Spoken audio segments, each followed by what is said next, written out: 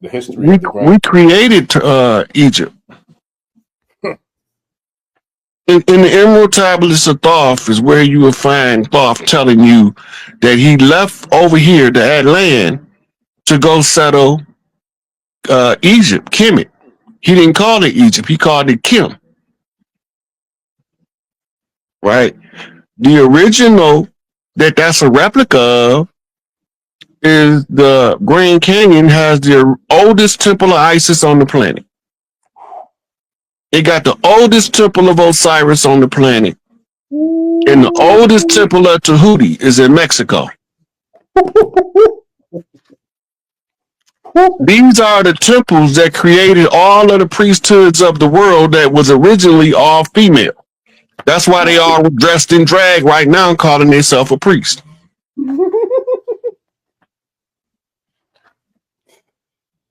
Yeah, boy, we going in tonight. Now that we already here, we already at the tipping point. Can we get into the mounds and the significance of the mounds? Because that's another thing that's been talked about, you know, in regards to how many mounds are here and how significant. Let's just say Cahokia. I mean, there's a lot of them, but what is the significance of the mounds that are here in Turtle Island versus the mounds that are in Kemet or any other place in the world? Imagine this. You got a person that's walking around so powerful that just walking past you, the energy is overwhelming. These people, we call them the great ones, the ancient ones.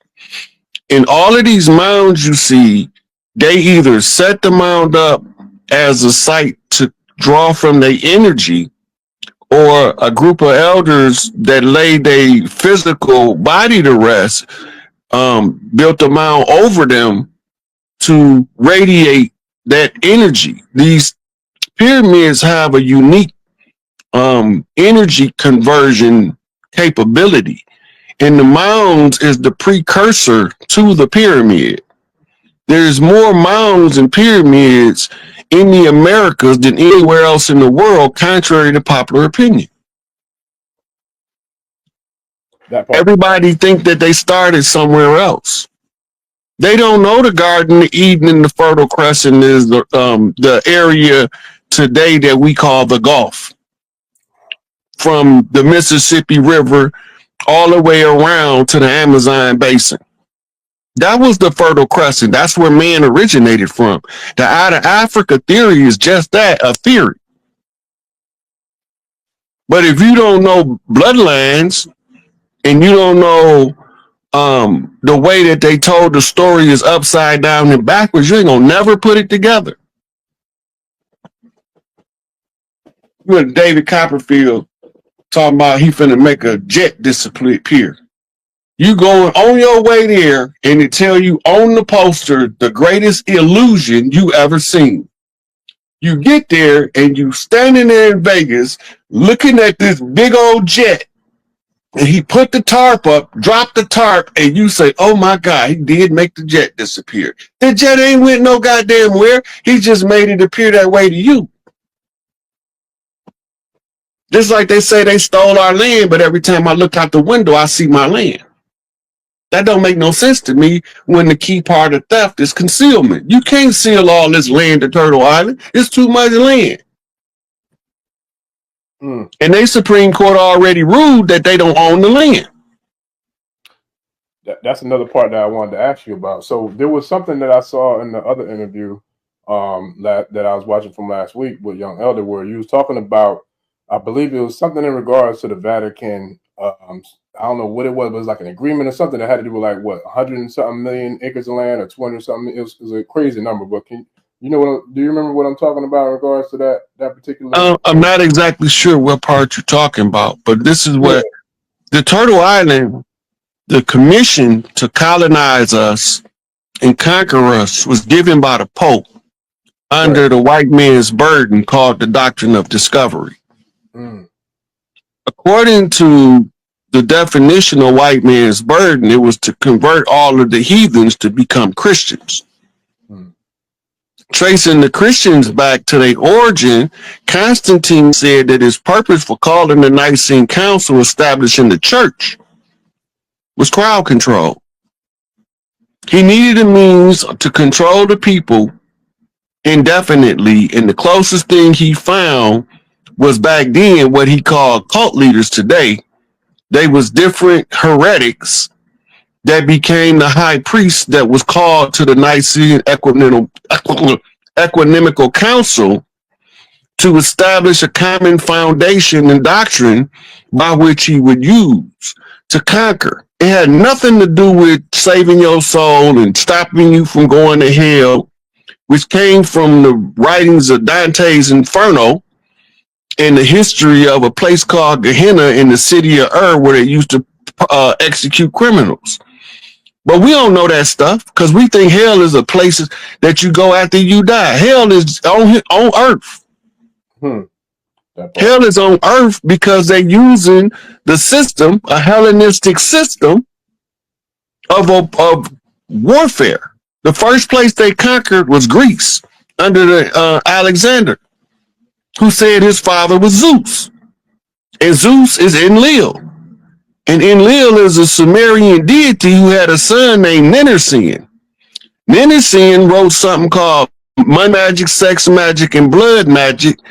And these are what we call sin rites. So anybody that practices sin rites is a sinner. And they tell you that in the sin rites is you going about your life making mistakes, you committed a sin. That's not a sin. But when you go in there and take your Eucharist and eat of my flesh and drink of my blood, that's a Babylonian simulated reinforcement of a spell called Kingu. Yes, sir. Consume a god in order to suppress your god that's in you. It's sorcery. Yeah. It's simple sorcery. Yeah. That's deep. That's real deep because okay, now we got shout out. We got to give a shout out to the master teacher, Dr. York, and a shout out to Dr. Blair, and you know, there's so many others that I feel like paved the way for me to get to this point where I'm at to even have this conversation. But Dr. York is the one who I first learned about a lot of what we're talking about now, especially when we talk about Kingu, the sleep spell. So can you kind of share a little bit or go a little bit more in depth into like how that spell is related to what we're dealing with now also, and then like how do the Canaanites also tie into that spell with Kingu? The Canaanites is also victims of that spell. Okay, so can you share a little bit about Kingu was what you call a mass conjure.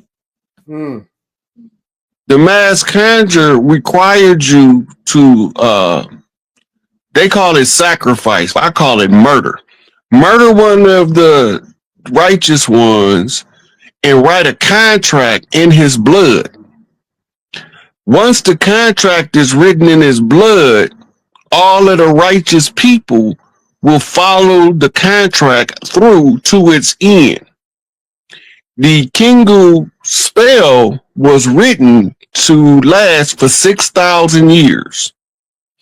This spell was reinforced later in Egypt in the 18th dynasty during the priest wars, where the Amun priest and the Aten priest was fighting to determine if the gods or the ancient ones should be seen by regular people. The Amun priests say that it's too dangerous under Kingu for the gods to be seen by regular people, so we should be concealed. And we should teach them all to conceal themselves. The word Amen literally translates into English as the unknown. Applied to your religious practices, it becomes a self-imposed conjure that tells the inner deity not to express itself in the outer world. And the parameters of the conjure is the cause. Why did they do it? So the gods cannot be seen by regular people. Why did they want the gods to be seen by the regular people? Because under the spell of Kingu, regular people see a god becomes aggressive and volatile because it's a side effect of being under this spell. The third spell we under is the Crispus Attucks sacrifice spell. first blood. This was what John Dee taught the Queen of England about controlling us for 400 years. Because he knew that it couldn't go beyond the close of the age, that's why he told her she had only a certain amount of time for it to be in effect. They finally, at the American Revolution, when they killed Crispus Attucks, they wrote the secondary constitution in his blood. This is what made the Big Mama put the curse on Congress Hall in protest. This is what made them move D.C., the capital, from Philadelphia to D.C. Before Philadelphia, the oldest capital was always the N.O., New Orleans. All immigrants had to come through the port of New Orleans and be assessed by the people in New Orleans in order to determine where would they fit in the land without causing disruption.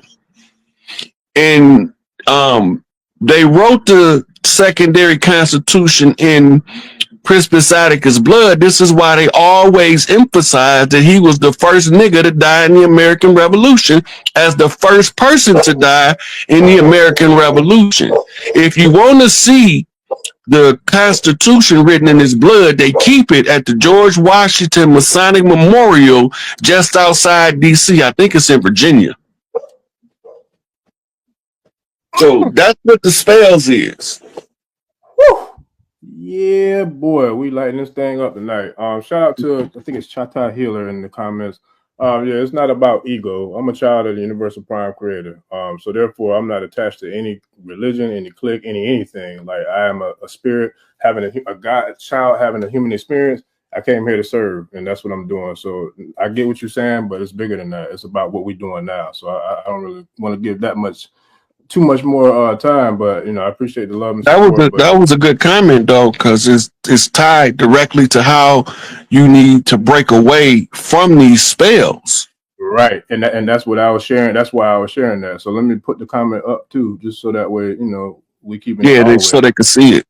Mm-hmm. But yeah, I get it though. But I get what they're saying though. But what we're doing here, none of that is involved with this. None of that. This channel is involved with that, because ultimately this is about the elevation, the healing, and the information being delivered to the people who are the righteous people of the Universal Prime Creator, that is who I am a child of, and that's who I'm going to serve. So that's what this is about, just to be clear on that. But the name of the channel came from Spirit, and that's the name, and that's why I'm not going to change it. But anyway, I don't want to, I can't find it because there's so many comments in there, but I don't want to disrupt the show with that that coming up. But with that, so when we talk about Turtle Island, right, and we talk about Big Mama, what is the connection to, when we start really, really going deep into antiquity and start talking about the ancients, what is the connection to Turtle Island, Atlantis, and Lemuria, and also Atlanta? Is there any significance? Okay. Atlantis wasn't called Atlantis. It was called the Atlan, Atlan. Okay. Atlantis became Atlantis because of the writings of Plato. In the Greek, they added the suffix with the tis to the end of it because of the way that the Latin language was written. But it's called the Atlan. The Atlan was capital was Arizona, Grand Canyon, where the great temples are. The history of it is still present in there, but they have it it's a militarized zone because they have temple gates to take you to other temples around the world. In Arizona was the headquarters. So I lost my train of thought. No, that's all good. In regards to like the connection with the like we're going into Antiquity. Oh yeah, so America was the capital of Atlantis. Lemuria was like a subdivision. That's what today we call Antarctica or Tartaria. Tartaria is a fairly recent term in that it's a Roman term. Tartaria means west of Rome, right? And they gave that as another name for the people that lived across the water west of Rome. But remember, they in the Mediterranean Sea, so they confusing where they at with what's west of Rome across the ocean through the Pillars of Hercules.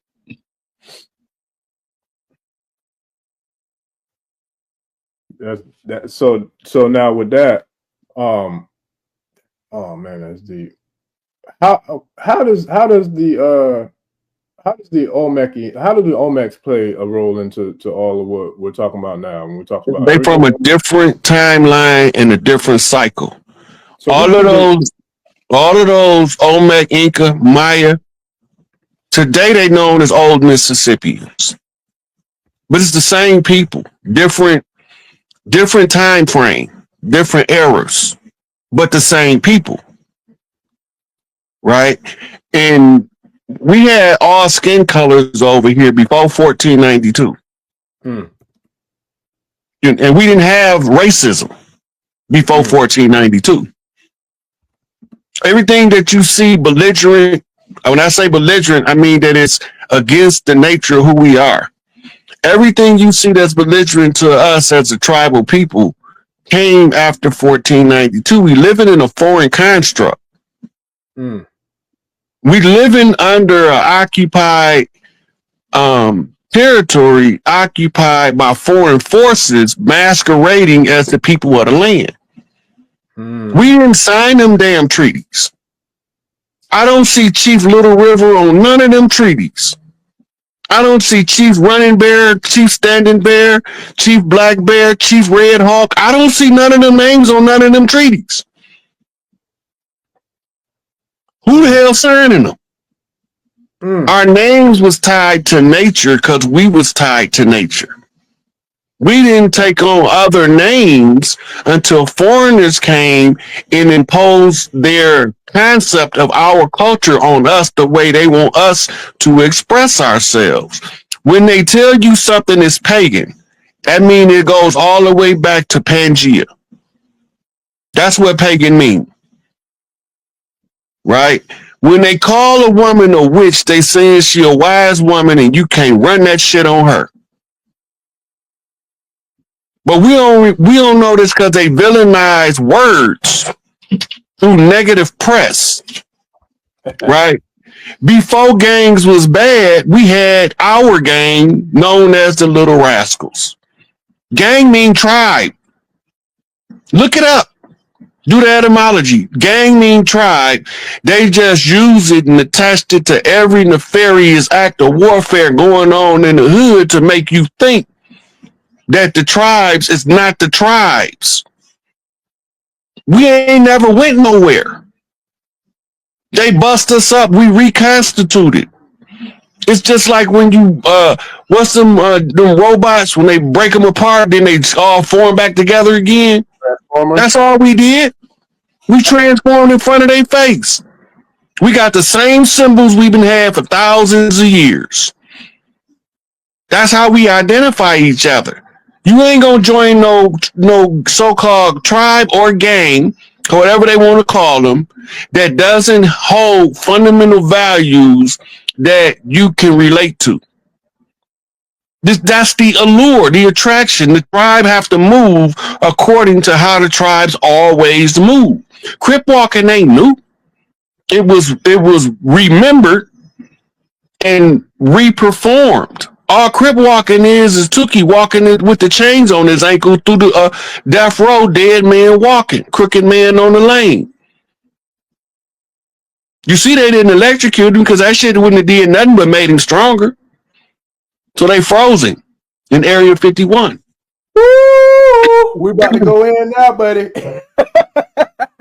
We about to go in. So now, what you just said, I love that. What you just said, where does that play into the demonic so-called, I guess, power or extraction of power that some of these other beings or these people, like for example, the Skull and Bones Society, don't they have like the real skull and bones of, was it it was Geronimo. It was Geronimo's skull and his finger bones. Yes, sir. Can you kind of break that down into where we're about the to go? Skull and Bones came over here as pirates.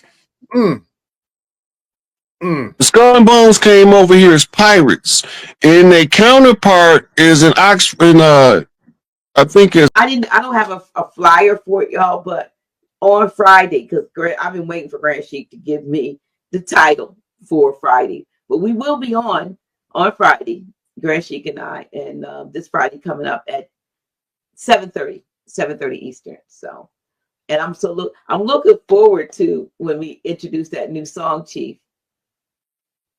oh I'm yeah. glad you like it. I think they'll like it. I think they'll like it. I like it.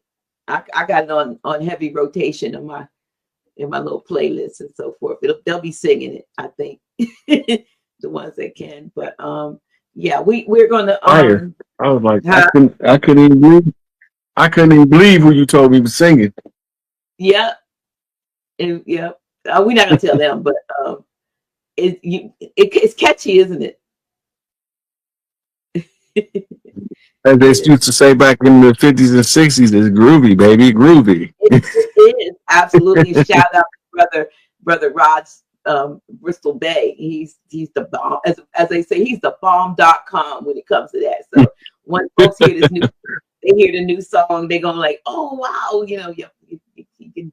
But I'm waiting because we're trying to do a video intro with it, so it'll be our new intro. But Sister Cynthia said, make it short. I don't want to make it short. We'll play the whole thing. I just like the whole thing, you know, you know.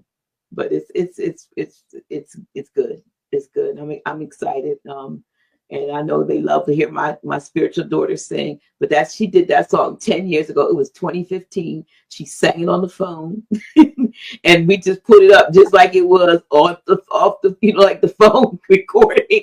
But this is a major upgrade as far as just having I'm not going to retire her song altogether, but I think they'll like the new one. You liked it. Yeah. Yeah. So but yeah, so Grand Sheik is going to be on. I just don't have a thing to put up to tell you because he didn't tell me what he wanted us to talk about, but he told me he would tell me. So sometime between now and Friday I will know, but we'll be on to talk about something.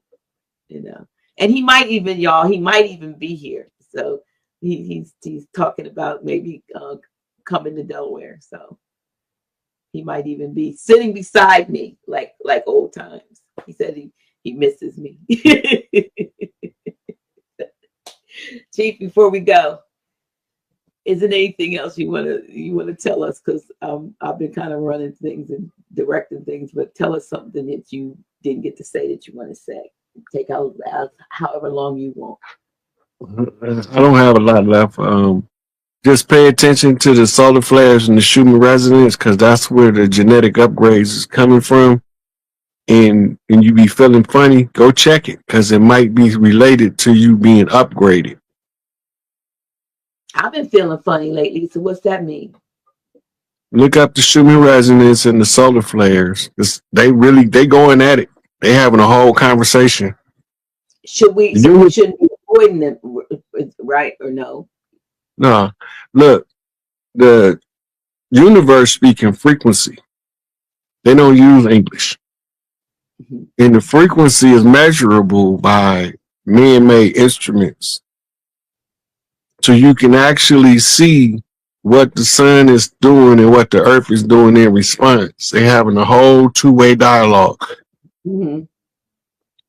Yeah, I feel a little different, you know what I mean? And I've been trying to figure out why I feel different, you know what I mean? Why I'm feeling certain feelings of, and it may be, maybe that's something to do with that. I don't know. Well, I know the women gonna get the most upgrades faster than anybody else because they control mitochondria, and that's where the genetic upgrades is coming through the frequency that comes through the mitochondria. So the solar flares, are we seeing them or just feeling them? I mean, are we literally gonna see things flat in the sky, or is it just energy that is the Aurora Borealis or the Northern Lights and the Southern Lights going to be able to be seen in places where they're not normally seen because of the frequencies coming in. It's giving like a ripple effect, a rolling aura response. So you be able, they've been reporting it and filming it too. Some people have been on social media filming the northern lights. But you'll be able to see that. But also, there's a whole bunch of extra planetary bodies in the solar system right now. I mean, are they planets or are they vessels? I mean, they can't be planetary. They can't be vessels if they're planets. So things are coming into closer, or what's happening? Well, you got to remember that we got a binary star system. When a secondary star comes through, it got a debris trail that follows it. In that debris trail are ships, planets, asteroids, meteors. It's all following that. It's in the tailwind and it's being drugged behind it, like cans on a wedding car. Really? I know they've been talking about the potential of a couple of asteroids hitting and stuff like that. That's why they're doing all the warnings now. You know, we got global volcanic warnings for volcanic eruptions, which normally happens when it get closer. Mm-hmm. Wow. Wow. Well, okay. But, you know, not to worry, just to receive it, look it up, see what you're supposed to be doing. Maybe you should be the time for rituals and, you know, meditation or some kind of cleansing to prepare for what's happening. If you ain't did your cleanses now, you behind, so you need to catch up. But you need your filters clean, heavy metal detox. You know what? And yeah, so tell me what else we need, because that's a good segue to what I want to say before y'all go, because y'all like to go before I say. And the practice grounding. The grounding helps you stabilize your inner energy. Okay. Yeah. Wow. Well, speaking of that, Chief, you know, the other one, you know, that's like one bomb for about the 20 that you deserve, but I just had to say. Look, I remember as a baby in my mother's womb. And wait, Chief Hayes, not to interrupt you, but I want you see, people they laugh at that, but you're not the only person who has mentioned it's actually more common than people think. Yeah. But social pressure make people suppress the memory, and it becomes a trauma now. It's no longer part of who you are as a empowerment. It's part of your traumatic experience to accept the reality. You can remember being in the womb, but scared of the ridicule of being ridiculed for remembering. Teach. Thank you. Yeah, it's deliberately burying part of yourself. I interrupted in order to fit in.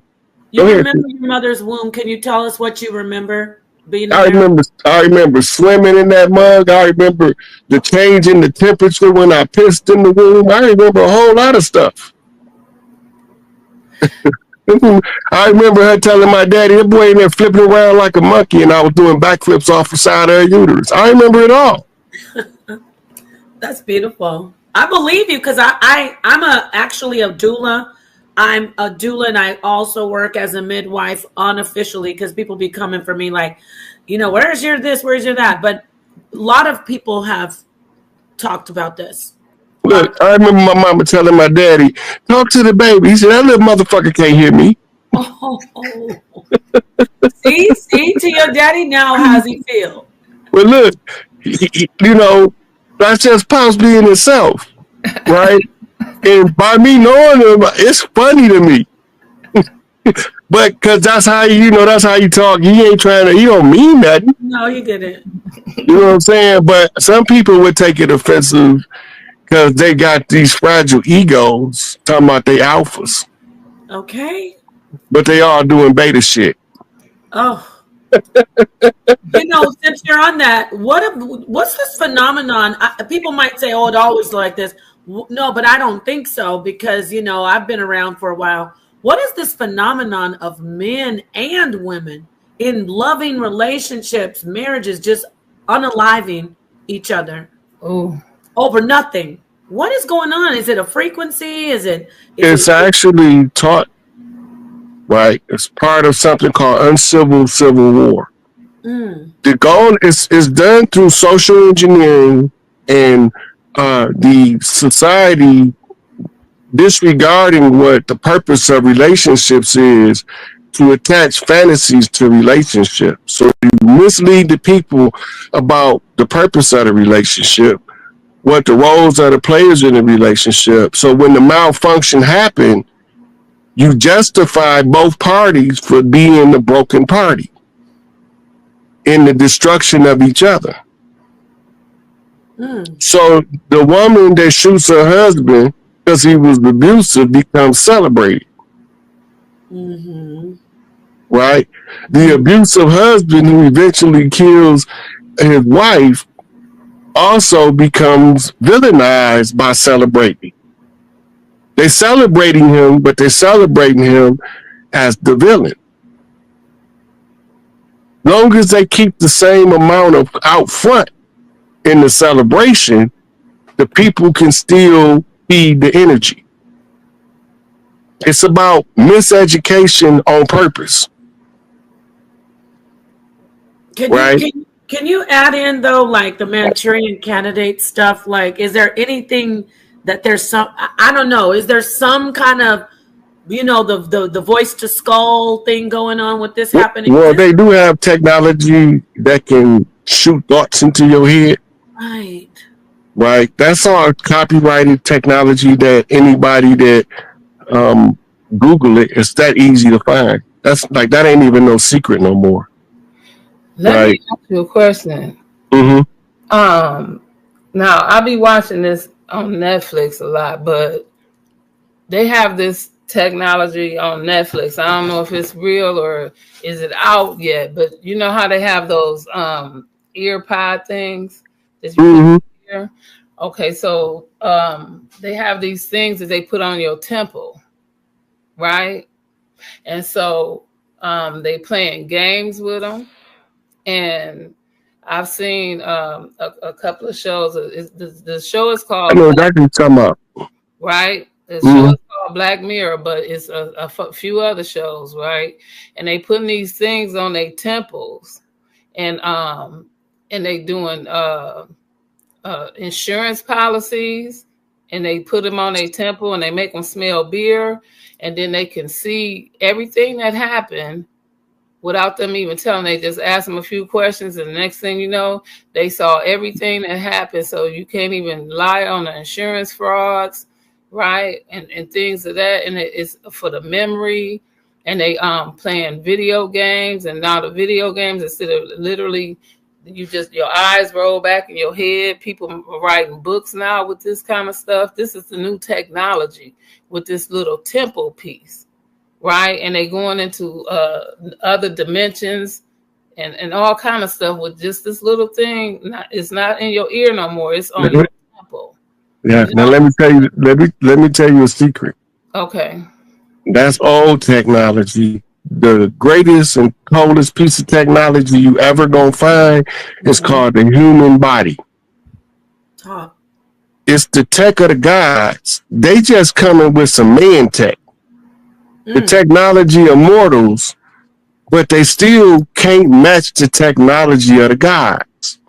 The highest technology produced in the 3D by the gods is the human body, and they still trying to control it, where we gave the human the ability to control it without none of them devices. So now, while they trying to figure out how to get control of the device, the human body, the guys already gave the human control of the body and the mind. Right, but now they trying to have a mind to replace. Right, because they're trying to hijack you and keep you as a slave. That's that Matrix plug you in the back of the head situation. Because once they get people comfortable using it, they gonna forget they in 3D anyway. It's mass disassociation. Wow. So it's turning the higher mind off so it won't participate with the body. So they can control it as a computer program instead of it being controlled as a computer for the gods called the body. Your emotions, your navigation system. Right? And once you know how to read your navigation system, all of their technology pales in comparison to what you can do with your own mind. You can deconstruct a technology with your mind just by looking at it. And they're trying to figure out how to live forever, how the human body does that. Can you speak to us a little bit more? The human body was never designed to deteriorate. That's programmable. Oh, wow. Okay. We got something called the human aging hormone. It's a lady to show you how it works named Cynthia Kenyon. She's a PhD out of the UCLA Berkeley gerontology program. The human body was designed to live eternally, but we get tired of these things. We want to look different. I want a body this year, this lifetime, where I can lift a lot of weight. But the next body, I don't want one of them big, but I want one that I can run far distances. Jumping avatars is all we call it. Wow. Like super soldiers? Yeah. Look, every time we jump avatars, we write a book of life. Oh, wow. Okay. So when we get in the avatar, how well can you live your book of life? Right? This ain't nobody here by accident. Ain't nobody here by chance. No. It's only those who choose to wake up and those who fight it the hardest. You know, like some people don't like to get out the bed. Oh, yeah. When you try to wake them up, they be ready to fight. Look, in prison, we had a rule. Don't wake nobody up because you don't know what they're going to do when they wake up. Oh, wow. Wow. And if you got to wake your bunkie up, you're supposed to step outside the cell. Okay. So when you say the avatars, we're back to what we're talking about. These avatars. You heard of the string theory with Michio Kaku? Like he says, there's infinite dimensions and different realms. Yeah, that's what the show Sliders is about. Okay, so that is something that's actually parallel dimensions. You can see parallel dimensions sometimes if your third eye is open. But the wavelength of a parallel universe right next to you is the outside of your light spectrum, so you can't see it. It's still there. It's still visible, but it's not visible in the light spectrum you're looking in. You have to learn how to shift your consciousness in order to see the neighboring timeline. Because the consciousness wavelength you own is designed to see the consciousness in this one timeline. But the mind has the ability, they call it being psychic, clairvoyant, to look down many different timelines to find the answer to the trajectory of the timeline you own. They call that giving you a prophecy. Right. It's timelines. Like Interstellar. Yeah. And you learn how to navigate your timeline by your mama teaching you how to navigate life. If she don't teach you correctly, you're going to make all the mistakes in the world till you figure it out. But if she teach you correctly, you might make a couple mistakes. They might be big as hell because you're not going to make no little ones. Right. See, so, but we always take whatever mama give us is the foundation that we build our life on. Most of us don't understand that, good or bad. And some of us came down here to be treated like shit until we get our shit together. Did they choose that? It's in your book of life. Right. You can't experience a reality that you didn't agree to experience. It won't exist. Right. So we write these books of lies, then we weave them together so we can have company while we live in it. But we all come from one central consciousness. Yeah. We just travel different wavelengths to get here. And what you call I don't know if I missed you saying this before or even tonight. What is we are one with the power. What do you think of as, is there a God that is above or more powerful than you, in your opinion? In the universal mind, all things exist. Right. We are just a laptop. Our short-term memory is a RAM. A long-term memory is a hard drive. Our infinite memory is the cloud, the universal consciousness.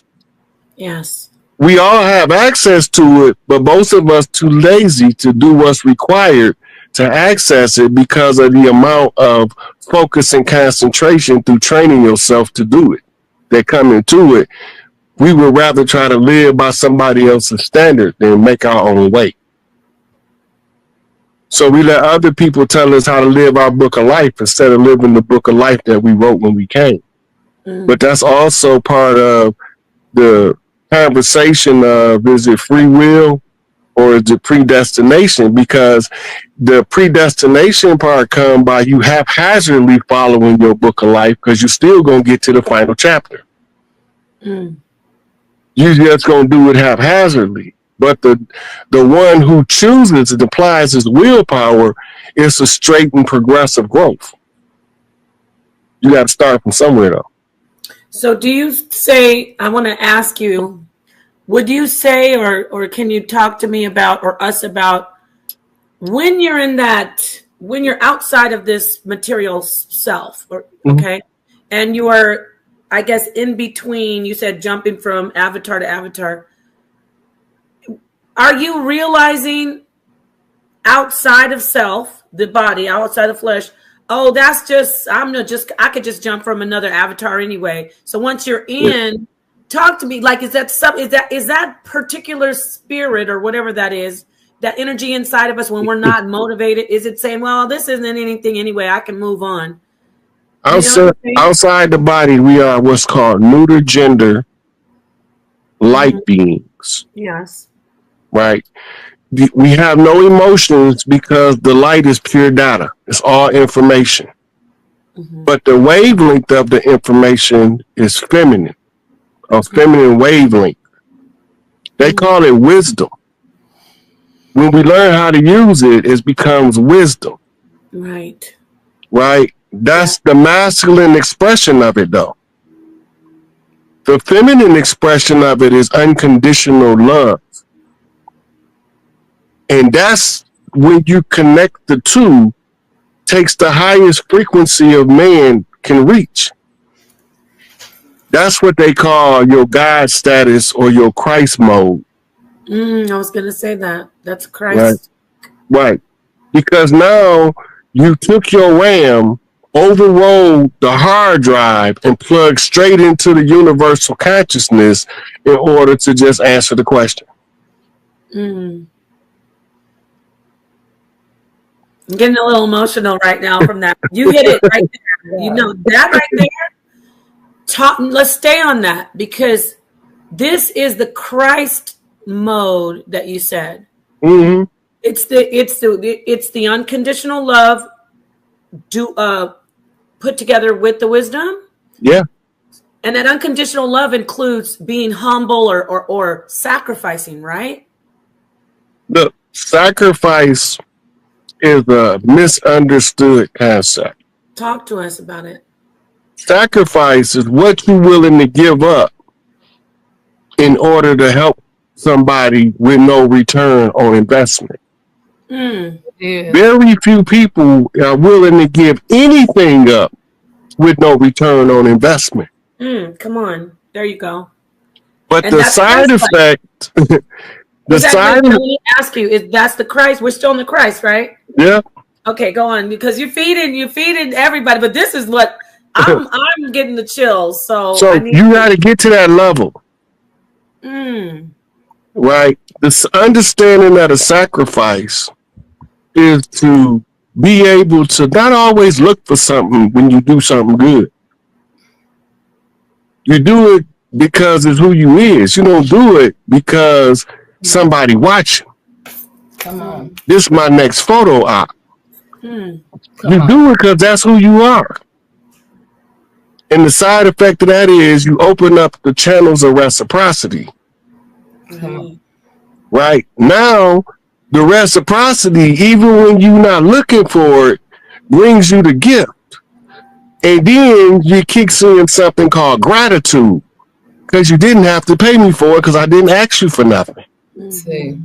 Come on. Now, the frequency of the being is rising, but we don't have that understanding because we stuck on the money and the power. Come on.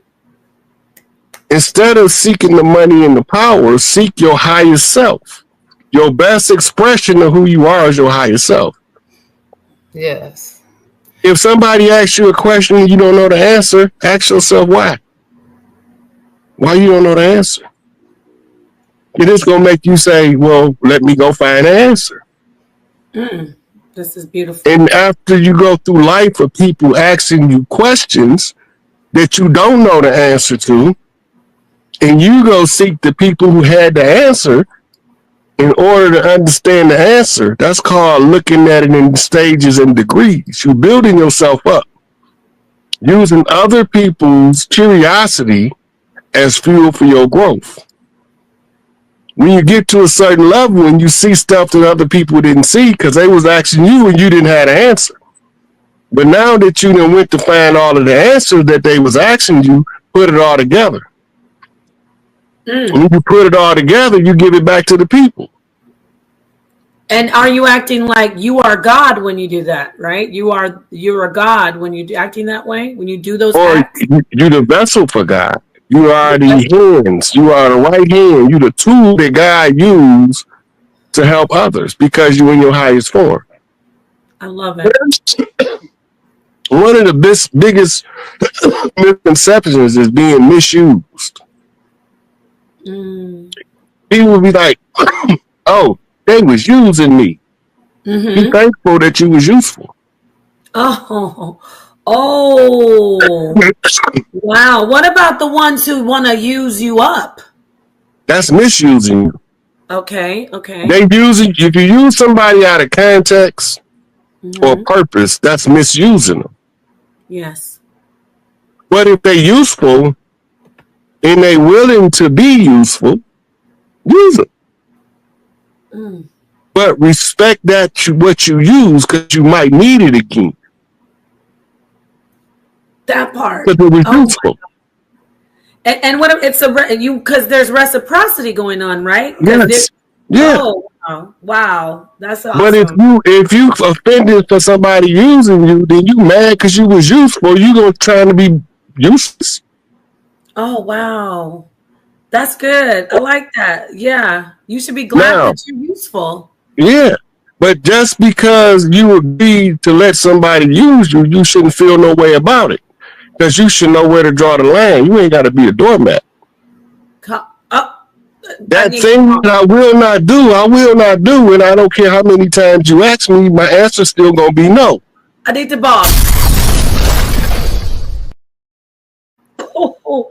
Oh, wait, please, Chief Hayes. No is a superpower. Chief Hayes, I say this and I want you to talk to us about submission. I'm an advocate for submission, but then people misunderstand. I tell the ladies, the sisters, I say, you're not a toilet, you're not a doormat, and you're not a buffet. Because it's not going to be a buffet, it's going to be a smorgasbord, right? You bring something, a potluck. So talk to us about submission. Does submission mean, really, I want you to talk to the other